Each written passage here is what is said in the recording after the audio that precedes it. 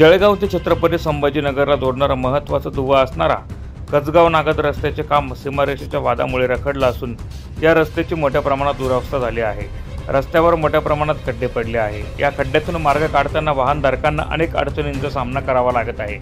रस्त्याच्या दुरावस्थेमुळे अनेक छोटे मोठे अपघात देखील या भागात झाले आहे।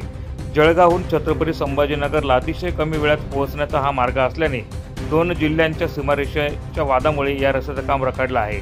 या रस्त्यावरून वाहतूक करणाऱ्या शेतकऱ्यांसह वाहनधारकांनी या रस्त्याचं काम तातडीने पूर्ण करण्याची मागणी केली आहे।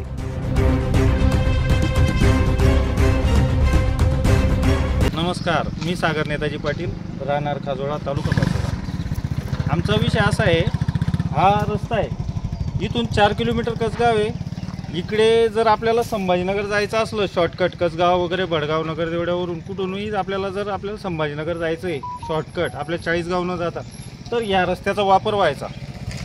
भरपूर अंतर, वेळ आणि त्यानंतर इंधनाची पण बचत व्हायची। रस्ता खूप रहदारी होती। इकडे बागायत एरिया आहे, सगळा बागायत एरिया असल्यामुळे इकडे केळीच्या गाड्या, मोसंबीच्या गाड्या, शेती उपयोगी म्हणजे जायला यायला सोयीस्कर होतं। दळणवळणासाठी चांगला रस्ता, परंतु या 2 वर्षापासून या रस्त्याची अवस्था अशी दयनीय आहे की सांगायचा उद्देश म्हणजे एखाद्याचा जीव जाईल असे खड्डे।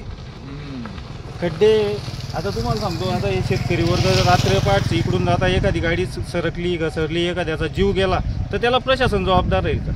बस तेवढंच माझं म्हणणं आहे। बस